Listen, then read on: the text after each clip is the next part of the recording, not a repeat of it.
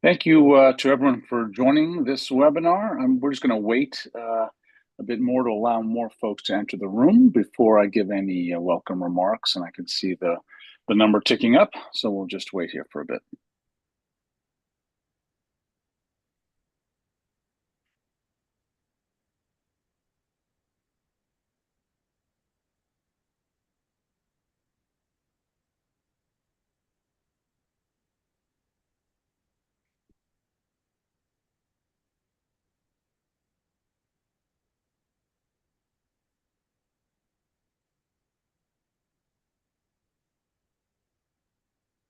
Okay, well, welcome everyone to today's book talk entitled Household Registration, A Tale of Two Cities, hosted by the Rajawali Foundation Institute for Asia and the Fairbanks Center for Chinese Studies at Harvard University.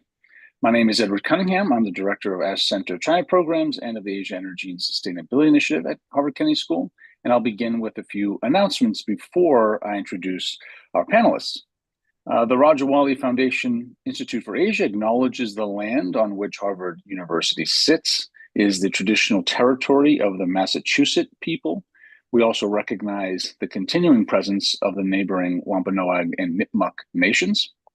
Also, today's discussion is being recorded. You will receive a link to that recording in an email following the conclusion of the event.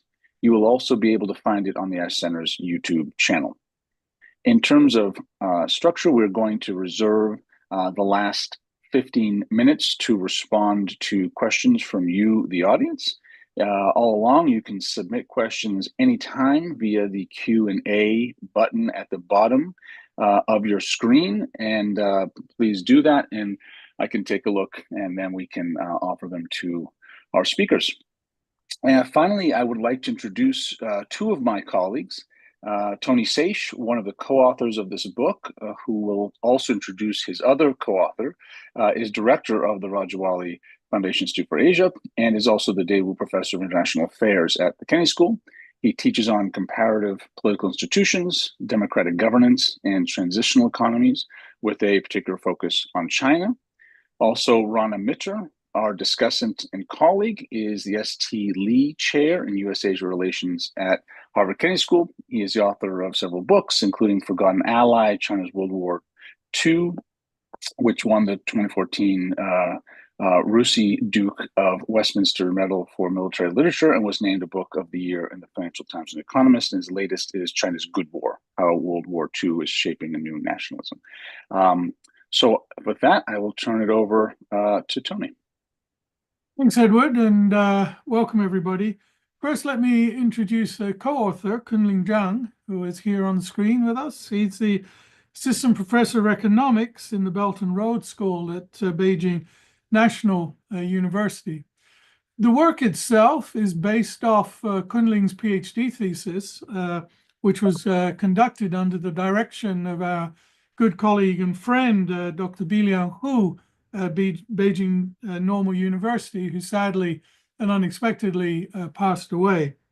So anything that's good in this book is because of Kunling. Anything that you take issue with and doesn't sound right is because of me. So with that, let me start and make some introductory comments. First of all, what is it we're actually dealing with? Many of you will know, I'm sure, but for those who are not so sure, the Hukou system, or household registration, it refers to a set of political, economic, and legal systems that essentially manage household registration. Now, this would include one's proof of identity, resource allocation, and wealth distribution. So it's an institutional arrangement which, for those of you who've lived in China or know China, will understand that it has fundamental importance for many aspects of Chinese life. Now, much of the literature that we read focuses on the negative aspects of the institution that basically perpetuate the inequality between those who are fully registered in urban China and those who are still living in the rural areas or who might be migrants into the cities. So it's basically then played a crucial role in classifying social identity. And in turn, that identity then defines what kinds of social welfare you're going to get and other potential benefits. Now, in the era before reform, with all the urban bias rules and regulations clearly established, having an urban registration really meant that you enjoyed very favorable conditions. It was felt that the rural migrants would increase unemployment. They might jeopardize the heavy industry-oriented industrialization that required at that time actually more capital than it required labor. So clearly, under market conditions, if that were to operate, rural dwellers would have moved to the cities to actually maximize their choices. Now, one has been talking about reform of this system now for decades, but it remains intact in many areas, and especially in the very large cities or megacities, which are perhaps the most attractive for migrants. Here, if there is reform in the system, it's tended to favor highly skilled labor and the wealthy, and it's excluded much of the low-skilled labor. So the interesting question then arises for us to look at here is, why have people seen it as a bad institution, and then why has it actually persisted? So the work has three major findings. The first is that with the start of economic reforms, the driving force in Hukou policy reform shifted from exogenous, that is top-down state-directed, to much more bottom-up endogenous factors.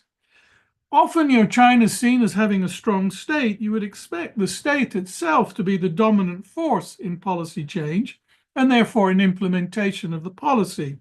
However, what we see in the reform period, especially, is in practice, individuals and local governments began to deviate from a very rigid application of this system. And that actually started even before formal reform of the system swung into effect. Secondly, then, we began to see the shift to bottom-up endogenous factors driving change, and it helps explain why the implementation of reform depends very much on the specific needs of different communities. So in this part of the talk, what we'll do is we'll compare strategies adopted by two different provincial capitals. And then thirdly, conventionally, Hukou might be considered a bad institution, yet clearly it didn't retard China's economic transition. And traditional approaches to institutional efficiency often do not take into account environmental dynamics. So there we use the idea, and this is very much Kunling's idea from his thesis, the idea of adapted efficiency. And we use that to show that it aligns better with the reality that institutions are located in an uncertain and dynamic environment. We see it as a more appropriate method to evaluate endogenous institutional change. So in part one then, as I said, really under the planned economy, the main function of this household registration system was to aid the goal of industrialization. So looking in the pre-reform period, top-down enforced in exogenous forces were driving the forces of industrialization. So it was an exogenous process of change that we're dealing with, central government enforcing and playing the dominant role. As a result, the role of individuals and local government was largely neglected. Now, some scholars, despite what I said at the beginning about the negative aspects of it, have dwelled on some of the positive features of the institutions. It served as an institutional basis for employment protection in the labor market. It avoided, as a result, some people claimed, unbearable political costs to local government that could be posed by potential protests, by unemployment amongst local Hukou holders. So it protected urban labor employment. It reduced the possibility of slums, congestion, health hazards, and crime, or at least this was what claimed by those who wrote of it as more having positive benefits. So in the reform era, though, we see the shift to bottom-up driven endogenous forces becoming dominant to bring about very dramatic reforms. So spontaneous market forces and the role of local governments really begin to move center stage, rebalancing the power between the state and market and between central and local government. So by the late 1970s, many people were seeing it beneficial to break away from this rigid system. And it became increasingly incompatible with the emergence of markets. So on the one hand, as China began to introduce a more market-influenced economy, it began to need more free movement of labor as industrialization moved, a different kind of industrialization moved ahead. But there was also the push factor, because much of that surplus labor, which was on the countryside, found better employment opportunities off farm. And of course, part of that was gravitation towards the urban centers. So increasingly, we see more and more people moving in this way, and this began to undermine what was seen as the rigid implementation of the system. So this led scholars then to appreciate then that exogenous institutional change theories based on the idea of China's strong state capacity really couldn't account fully for what was taking place on the ground and the kind of institutional dynamics. So scholars began to shift their focus to seeing this household registration system now really more as a hindrance rather than a help.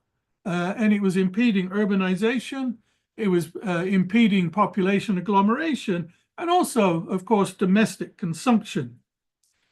So in short, on this first point, exogenous institutional change theory suggests the role of politics and how its changing interests and knowledge contribute to institutional change.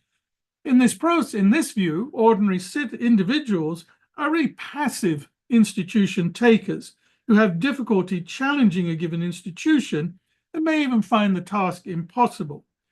By contrast, if we shift the focus to indigenous institutional change theories, they imply that actually every individual and every local player in society can contribute to institutional development, not just the state sector, has been traditionally argued.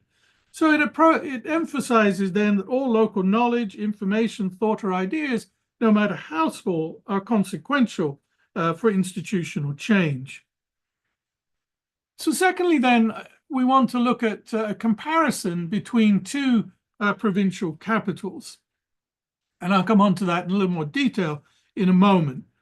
So as this process was unfolding, local governments basically found themselves with an increasing dilemma. On the one hand, the traditional manner of converting agricultural registration to non-agricultural registration, for our purposes here, we can just use the shorthand of calling it urban, it failed to meet the increasing demands caused by outside investment, house purchases, talent recruitment, and land requisition. On the other hand, you had very important tax reforms taking place in 1993-94, which really put the pressure on local governments to provide the bulk of funding for social welfare services. So local governments then had this tricky dilemma. How do you deal with Hukou demand, but at the same time, how do you protect your fiscal revenue and control your financial expenditures? That explains why many environments kept this Hukou system in place, because they saw it as a way to avoid excessive public service provision. So reforms started off in small cities and towns, but it was very minor in terms of its actual impact. But as we move forward this period, we see that with the exception of megacities, the process becomes less controlled.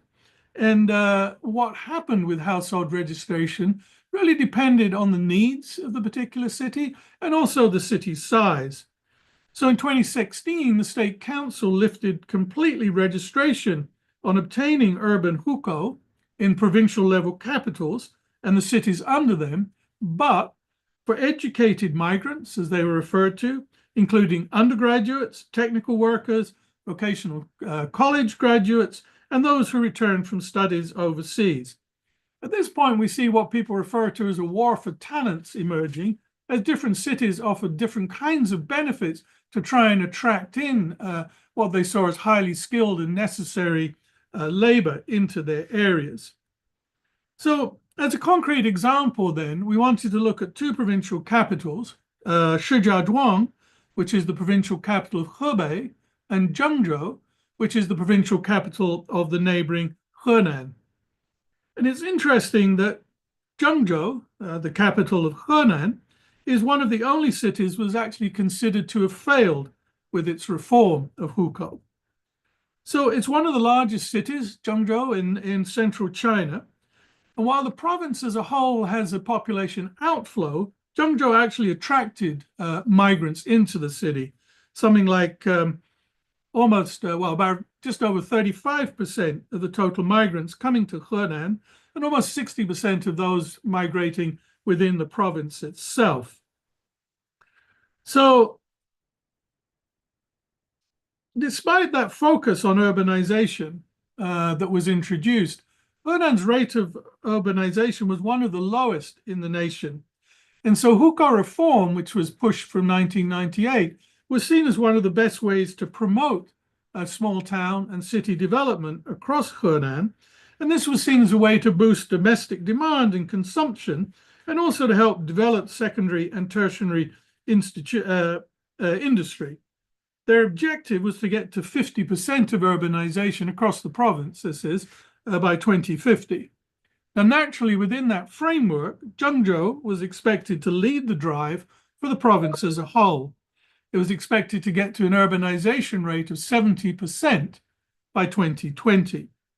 Now, if it was going to do that, that meant that Zhengzhou would have to convert 120,000 people in their household registration every year. If we look at what was actually happening at that point, it was only 60,000 per year. So having to really double that process, which could put a great burden administratively, but of course, would increase the burden on local public services and facilities. But what Zhengzhou did as a result of this was basically to push this forward to get from its 60,000 to 100,000. It decided to reduce quite significantly the threshold to obtain its household registration. You could complete it for a very low administrative fee, just 4 renminbi for agricultural hukou and 6 renminbi for non-agricultural hukou. And we see a very significant immediate impact where more than 10,000 people actually tried to shift their registration within the first week alone. And between November 2001 and July 2003, the population increased by over 100,000. But remember, they were having to hit 120,000 each and every year.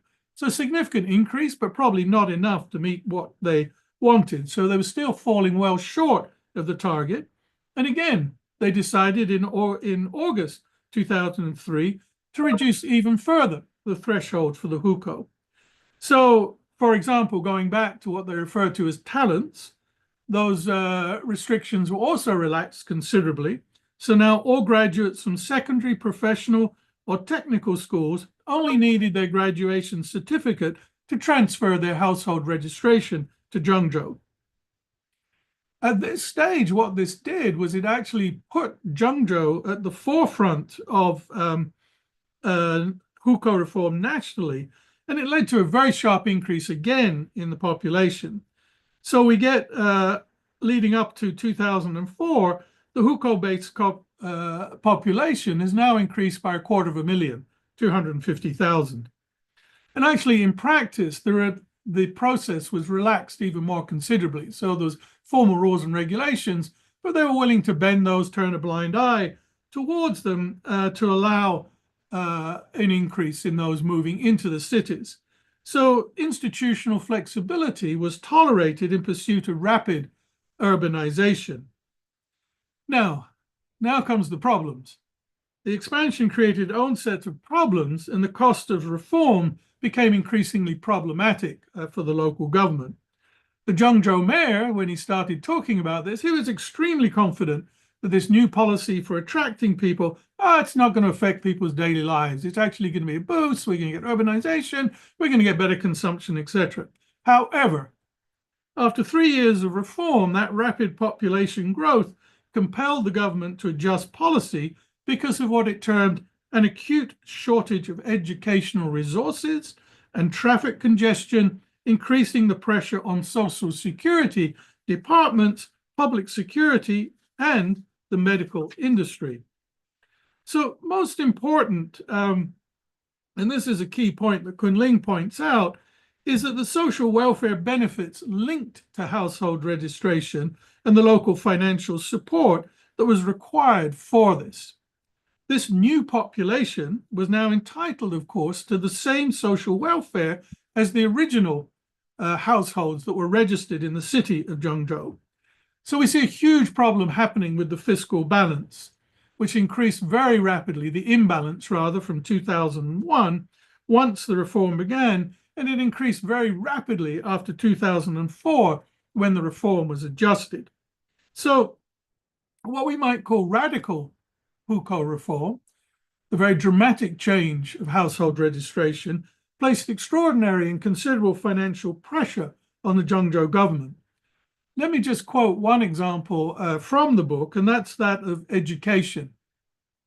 So between August 2003 and August 2004, just 1 year, the school-age population under 18 increased by about 60,000, just in 1 year, 60,000. Yet, if we look at the 7 years from 1998 up until 2004, the city Zhengzhou had only built 5 junior high schools, 4 senior high schools, and no elementary school. And this meant that there was very inadequate educational provision. Although investment funds had actually been increasing for education every year, it didn't keep up with the growth in the number of students. So if we look at what they then had to do to meet this demand in 2004, Zhengzhou had to build 13 primary, 9 secondary schools to try and meet this. And it meant that roughly 600 million renminbi was invested.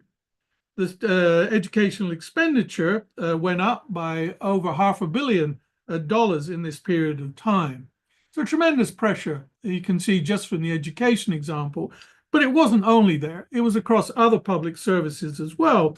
And this meant that the city moved towards more closely dealing or applying the regulations and cracking down on various illegal methods which had been taking place and which had been tolerated earlier. So while the government then declared that Hukou reform was not suspended, outside observers, when they looked at it, widely considered that it had ended in failure. So after these twists and turns, Zhengzhou slowed down Hukou reform, but no major progress was really made up until the 2010s. However, what is interesting is despite that slowdown, Zhengzhou still strove to attract labor to realize the long-term goal. And in fact, it did actually reach 70% rate, perhaps indicating that Zhengzhou could attract migrant labor even without radical Hukou household registration reform. Lastly, related to Zhengzhou, there were 2 measures which impacted on the reform. First, in 2017, the central government decided to support Zhengzhou's application and desire to be a national central city. So again, it began to accelerate its pace of reform, but only related to those who had high level and technical skills. And so in terms of easing those requirements, other benefits were put into place. So it tried to attract full-time doctoral students, master's students, those from top universities in China. And they were given very generous subsidies across a range of affairs, including for first-time house buyers. Then at the end of 2019, Zhengzhou also relaxed the conditions for what they called ordinary migrants to obtain Hukou. However, by this time, the terms of trade has shifted somewhat, and many of those who were rural dwellers weren't so keen to take on the urban registration unless there was a very specific need. For example, if they wanted to get a driving license, or there's something that they needed for a house purchase or their children's education. So even though farming might not have been their main source of income for these rural dwellers at this time, they still considered rural land as their safety net in case of unemployment, and they did expect to receive compensation should their land be taken away from them. So they were opening up for more what they called ordinary migrants, but the ordinary migrants were less interested at this point for the urban household registration. Let me briefly then, before some concluding comments, compare a little bit with what was happening with Shijiazhuang. Shijiazhuang, as I said, was the capital of the adjacent Hebei province. It also introduced reform of the system in the early 2000s. And in fact, Zhengzhou said it was modeling much of what it was doing on the process in Shijiazhuang. But there were significant differences. At the beginning of the 2000s, Shijiazhuang's urbanization rate was a low 24%. It wasn't the most urbanized population in Hebei province even. That was held by Tangshan at 27%. So the new mayor in Shijiazhuang, like his counterpart in Zhengzhou, really believed that the system had become a bottleneck for sustainable and healthy development. And so one wanted to speed up urbanization and attract a wide range of skilled personnel, because that would be conducive to stimulating economic development and producing what he termed social progress. So in 2001, they issued an opinion which again relaxed radically the restrictions on it. And in fact, the conditions were much lower threshold than those required by Zhengzhou. Zhengzhou was very specific about things like the amount of tax payment, the amount of investment one needed to qualify. But in Shijiazhuang, the conditions only required having a business site and a lawful fixed abode. Zhengzhou also, for example, specified the exact square footage of the purchased house and the corresponding exact number of persons who could apply in the 2001 reform that they brought in. So that actually meant, interestingly, the higher thresholds that meant that Zhengzhou's non-local Hukou transfers were fewer than in Shijiazhuang.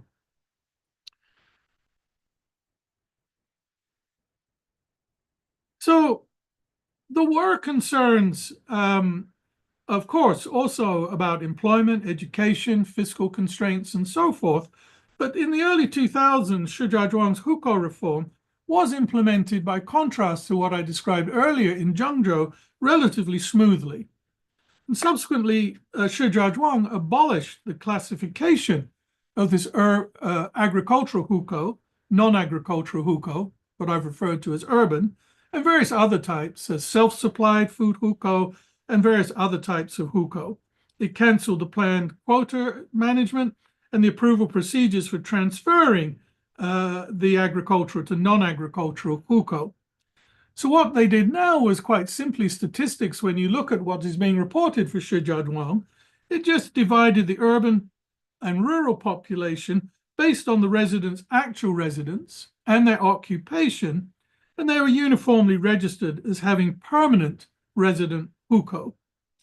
So then, as we shift forward in 2019, Shijiazhuang implemented what it called the zero threshold policy, cancelling all restrictions on Hukou, making it actually the first capital city to open up its system for household registration.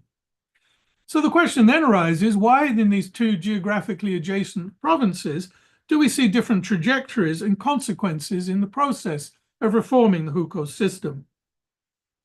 So as I said earlier, in the early 2000s, the reform of this system in Zhengzhou attracted so many transfers that they overwhelmed the city, leading to adjustment. By contrast, reform in Shijiazhuang in 2001 was implemented relatively smoothly without migrants swarming into the cities. So both kept up progress in reforms. Shijiazhuang eventually completely opened up the whole system of transferring household registration, while Zhengzhou maintained a relatively higher threshold. Now, to explain this, two particular aspects are important of why there was this differential: economic and public services. In terms of economics, both of these cities are provincial capitals. Their economic status within the province is very different.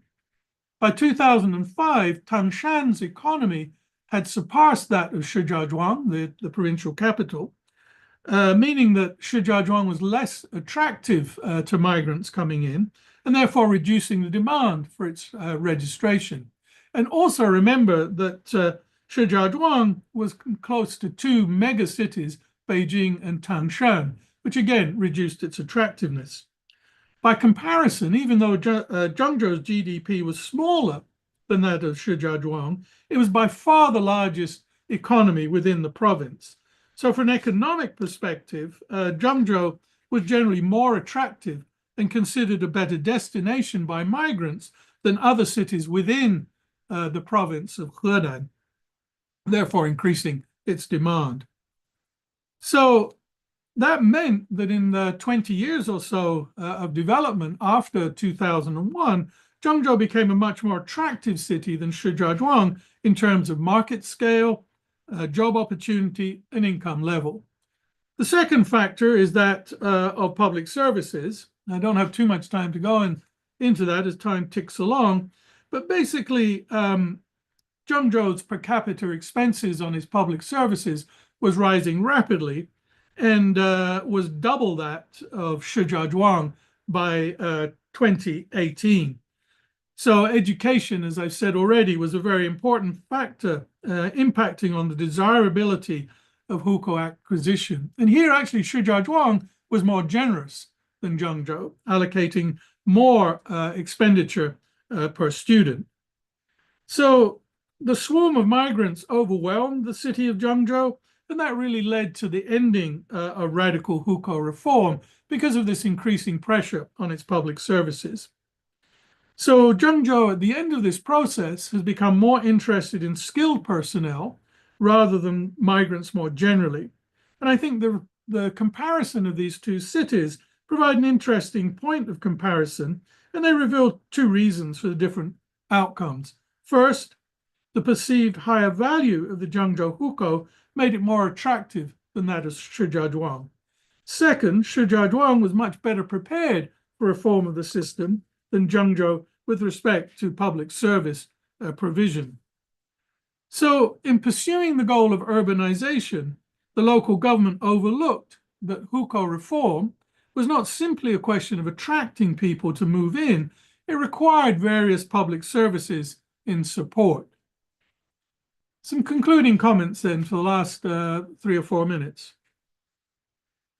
And this comes back to the point around institutional adaptability and efficiency. The degree of adaptation and adaptive efficiency of the Hukou system in pre-reform China were especially low.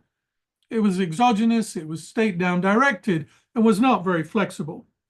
So although the system was established to support the planned economic system, it really was not very well adapted for economic development because the system really did not match China's comparative advantage. What was that comparative advantage? Well, it was a massive labor surplus, and that labor surplus couldn't move off the land at this period of time. So its institutional efficiency was considerably constrained within this context. But once reform began in the late 1970s, and with Hukou reform in the 1980s, the degree of adaptation and the system's adaptive efficiency actually began to increase. However, by 2008, we see that adaptiveness and the adaptive efficiency has actually decreased. And that's continued through until today, indicating that the system was experiencing difficulties adapting to the new economic environment, including the aging population, weak domestic consumption, and rising social inequality. So to conclude, local economies can benefit from the current Hukou system, but they can be damaged by very radical, dramatic, swift reform of the system, especially of those in large cities. And that explains why the system still has some adaptive efficiency, and it also is the key to understanding its stickiness, why, despite all these negatives we've talked about, are certain cities still kind of holding onto it. But our conclusion is that adaptive efficiency should not be used as an excuse for slowing down the process of reform. It's needed both for an efficiency basis and an equity considerations particularly. So in terms of the generalization of our study beyond the Hukou system itself, the specific case that we've studied, I think it also provides a reference to improve our understanding of endogenous institutional change in a dynamic economic context. The idea then is that not only institutions matter, but also the way of institutional change matters for economic performance. Gradualism has been proposed by a number of scholars as the key to understanding China's economic transition and success. However, our view is that gradualism cannot capture the whole story and could actually potentially mislead. Gradualism holds that profound change is the cumulative product of a slow but continuous process or processes. Now, that term has then two implied meanings. First, the speed or rate is slow, with change progressing little by little. And second, change moves from the easy to the hard parts, which represents difficulty. However, we think that the successful aspect of China's reform is not only about speed and difficulty. Rather, it's more about adaptation. And China has shown a remarkable adaptive capacity under a rapidly changing environment, which we think contributes to its particularly impressive performance. It is that gradual, I am using the word there, that gradual institutional change, but it's adaptively efficient and it contributes to China's economic success to date. And let me conclude there and turn it over to my colleague, Rana. Thanks very much indeed, Tony. If I have the chair's permission from Edward to jump right in with comments, thank you there.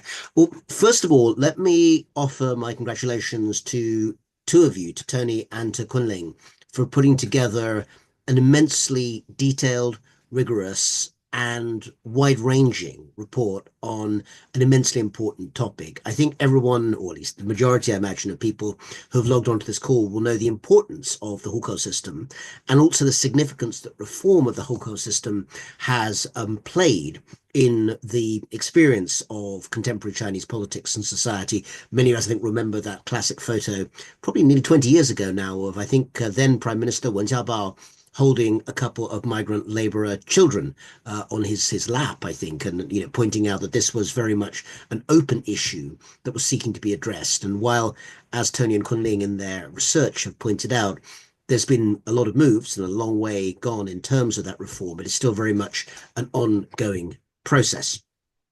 What I thought would be useful to do, if I may, is to offer some comments on what Tony has said and the research that Tony and Kunling have done, and then end with just 3 or 4 short questions. You may not have the time or space to answer them now, but they may come into the Q&A we have with our audience, and they're questions that your fascinating research absolutely sparked in my mind. So I genuinely want to know the answers, but let's get to those at the end of a few minutes of comment from me, making sure that we allow enough time for our very large online audience today to be able to have their say also.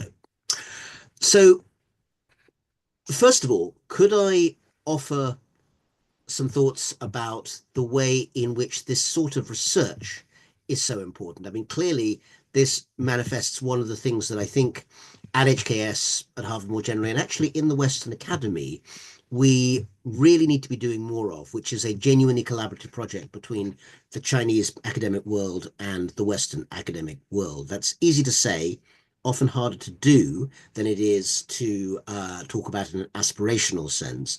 And I think we're aware that both international conditions between the US and China, and also, to be frank, some of the difficulties in terms of information gathering for social scientists in China in recent years have provided something of an obstacle, not, I think, an insurmountable obstacle, and an obstacle it's very important that scholars on both sides politely and clearly make it clear to the authorities in both countries and other countries must be overcome.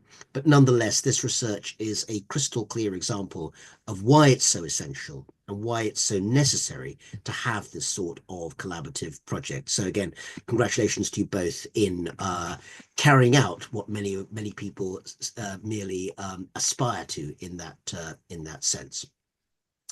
Let me then also say something about the themes, which I think emerged in terms of the key factors you've brought out. And again, you made this very clear, Tony, but if I may just read back to you and read back to our audience in a very concise form, the originality, I think, of the findings that you put forward. So number one here, the sense that this is a reform policy that may have started with external stimuli of various sorts. And again, those of us who probably spent far too long reading all sorts of literature in this area will remember a generation ago those groundbreaking articles by Mary Gallagher, amongst others, about the way in which international finance and domestic political reform were actually intertwined in ways that perhaps had not been fully realized, and actually pointed in a very different direction from the then quite fashionable idea that democratization of China was the most likely outcome of some of that economic shift. So the move that you've shown towards endogenous reforms, I think, is one of the most important areas that your work shows up, not least because, as you've explained in concise detail, understanding the multiplicity and the variance in terms of the kind of local government solutions to local problems is actually key to understanding that China is not a monolith. It seems painfully, almost, childishly simple thing to say to this audience, but it is sometimes the case that speaking to a wider audience, often in the worlds of policy and politics, who need to know this, the idea that simply a very small group, or even smaller than that group of people at the top in Beijing, can simply control everything is just not at one with the China that many of us know. Linked to that, we can then also put in mind the fact that, as you've, I think both very clearly articulated, and again, I can see Kunling's voice here every bit as much as Tony, the idea that even though the Hukou, one might use an old French phrase, I think, which is that, I'll put it in English though, that something doesn't work in theory, but does work in practice. Sorry, it works in practice, but not in theory. So theoretically, the Hukou system, because of the obstacles it brings about, should not be compatible with the kind of economic growth that we've seen. And yes, it is. It clearly is not the case. This has been a drawback in terms of China's continued economic growth in a way that many people over 20 years or more have argued that it would be. If I may make a slightly cheeky comparison as a foreigner based in the United States, there are some similarities, it seemed to me, with a similar welfare-oriented US institution, which is the way in which healthcare coverage follows you employment to employment, rather than being on the kind of widespread national basis that you get in most other developed economies and democracies, indeed.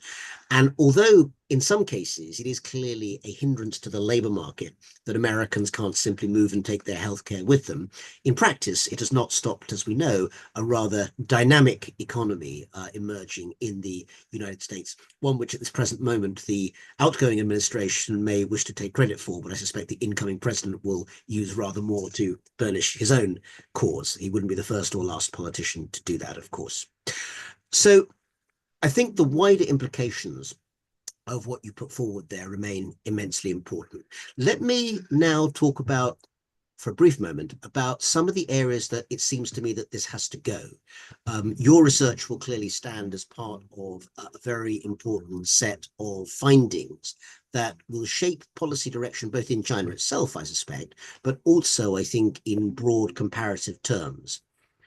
One of those, I think you've indicated education as a very important area that is already there. And I would flag up the fact that, as you've shown, as some, premier Western scholars, Scott Rozelle comes to mind with Invisible China, have shown, the lack of investment in human capital, and I'm using this kind of technical term, human capital, let's call them children in rural China, as a problem being stored up that is going to cause economic and social problems for years and indeed decades to come if it's not dealt with, is very evident, I think, in the implications of what you're saying. We know that there have been the Nongcun and other policies, the new village policies that have tried to address this. It's not unknown, but I think, again, we have seen problems identified, but not yet solved. And the question of Hukou reform is clearly very heavily tied up with that. I want to throw in another element that you mentioned briefly. Didn't have time in the talk, obviously, to deal with it, but I think it's going to be perhaps, the other end of the scale from education, which is the way in which health and elder care are provided for. Now, these aren't necessarily local government functions in quite the same way that education has been. And yet, obviously the question of what sort of things are provided in terms of a network also shapes everything from consumer decisions to decisions about employment, about what you have to get from the wider context outside what local government does. I mean, again, everything from the nature of a dibao, which again, the minimum wage extremely low in most areas in China, but nonetheless the principle is recognized, to the move which I see coming, and I think those who are much more expert than me would argue is going to be a really important factor in reform in the next few years, which is that healthcare sector and how the private and public parts of that interact and change as the demand grows and possibly the income that sits below it does not. That links to a couple of other issues that I wanted to bring up briefly. So let me go through them perhaps one by one, just as questions really. And perhaps I'll end with a couple of minutes of questions to you both, bring in other questions from the wider audience, and then see if you have time to flip back on them. First of all, the question which is at the heart of your research, which is finance. Where is it going to come from? And I think the emergence in the last few years of kind of semi or pseudo municipal bond markets, particularly with local government finance vehicles, which are a troubled but nonetheless now real and in some ways productive answer to the question of how local governments fund if they are no longer able to essentially sell off large amounts of rural land.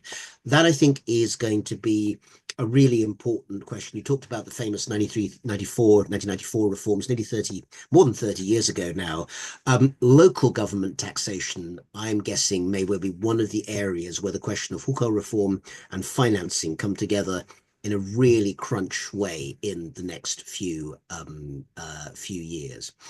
And then I'd add two factors to finish off. You talk very much about the endogenous and internal market factors, and they're clearly key to understanding the complexities of these.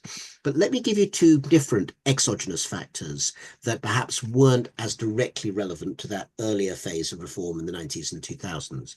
The first one is, just to say it, geopolitics. It is quite possible that geopolitics and geoeconomics, certainly in terms of the US-China relationship and tariffs and so forth, are going to be part of that, is inevitably going to have a trickle-down effect on everything from demand for labor to the way in which exports may or may not be possible as part of China's current growth strategy. And linked to that, let me leave this as the final point, but a question perhaps to lead off with into discussion. Technology.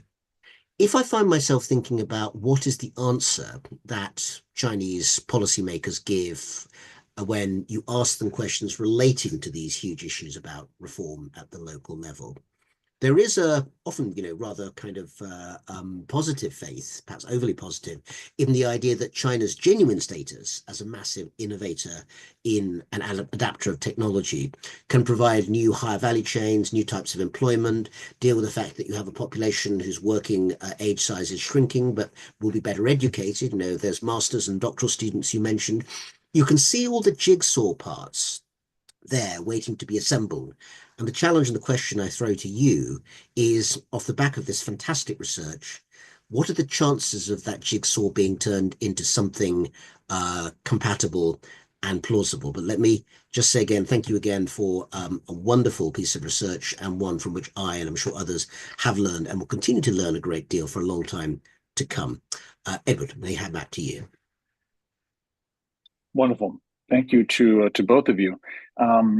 Maybe what I'll do is let me add a question from the audience and then turn to the two authors. And then if we have time, I'll then add a couple of my questions that I've lined up, just because Rana did a great job of outlining several very important questions and observations. So let me just add, Tony and Kunling, from one of our audience members. I really appreciate these important insights from the study, especially the implication that the way institutional changes took place really matters. I wonder why Shijiazhuang in Hebei and Zhengzhou in Henan were selected for the study on the Hukou reform. So that's sort of a methodology question that's worth putting in there. So let me just stop there, because just given time and all the things that Rana surfaced, and then turn to the two co-authors. Yeah, I mean, I'll let Kunling join in with some remarks. I mean, my view on Hubei Henan it's become quite a common practice to sort of choose adjacent places. Why have things turned out differently? And they were kind of similar starting points when they wanted to begin the reform.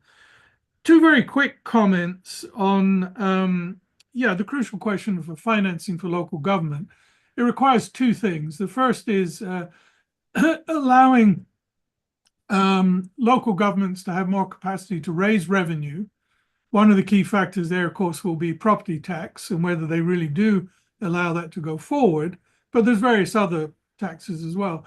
As we know, the whole financial system in China is not redistributive. It tends to give to those who already have. That needs to be addressed.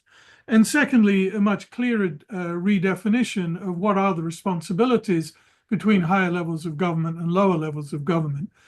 Basically, local governments are dealing with what I always call a transition debt.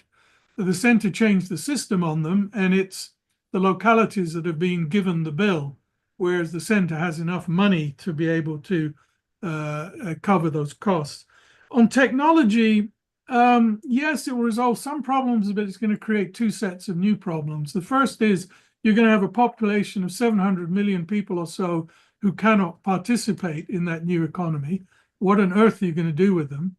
And secondly, it's going to put tremendous pressures in terms of exports because China is going to produce more and more high quality goods for the future, EVs, solar, blah, blah, blah, heavily subsidized, which then will have to be exported. And as we've already seen with the European Union, they're putting up certain tariffs and barriers, and that's likely to become an increased problem. This research, this project would have not been possible without Kunling. I have to make that abundantly clear in terms of all the work he put in. But I think most importantly, what you talked about, Rana, in terms of access and the possibilities of collaboration. But let me turn over, Kunling, for you to make any comments that you would like to add, either on what I introduced or the questions, comments. Yeah, thank you, Professor Saich, has been very generous and very humble about this book. Without your efforts, the book has, just not possible. Being very Chinese with those comments. It's very true. Yeah.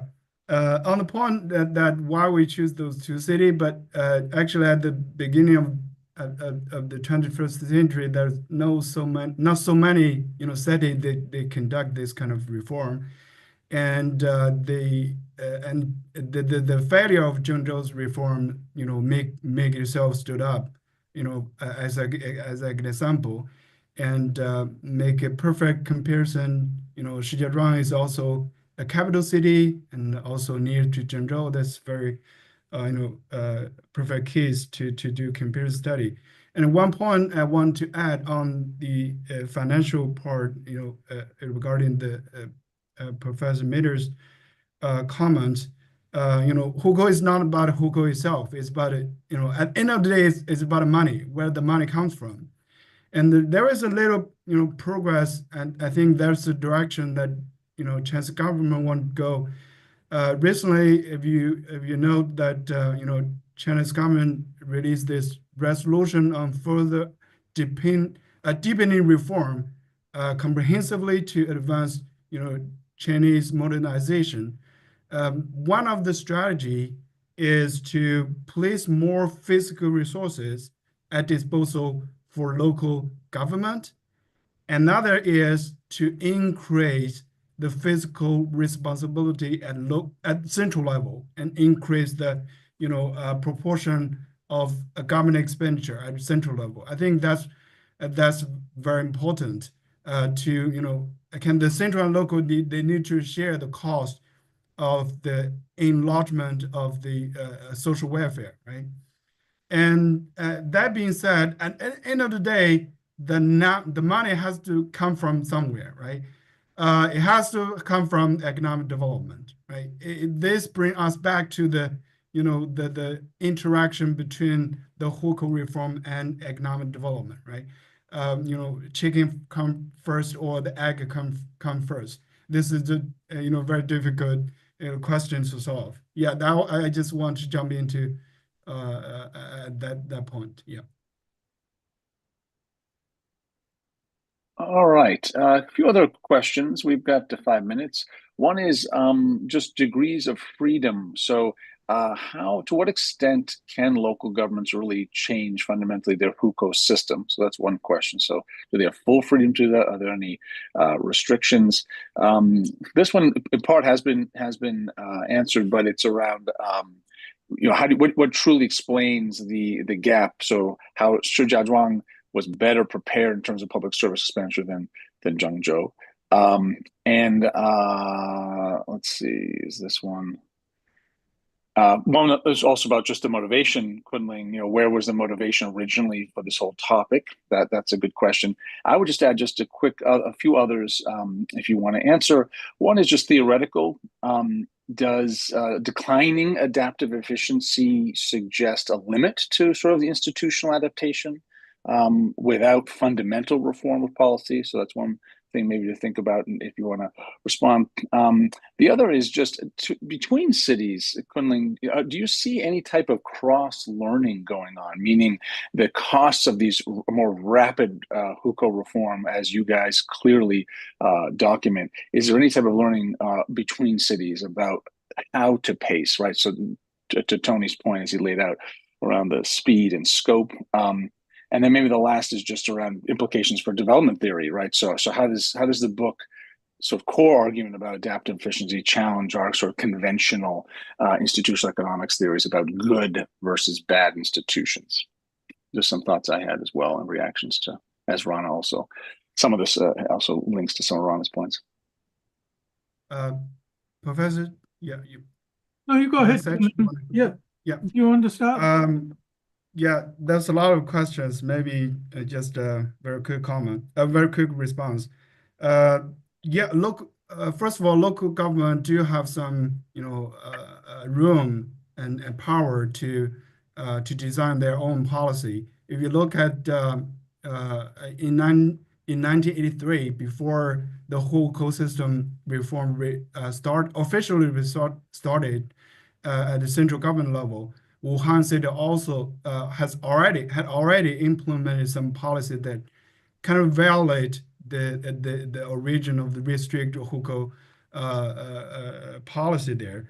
So local government do have some power here.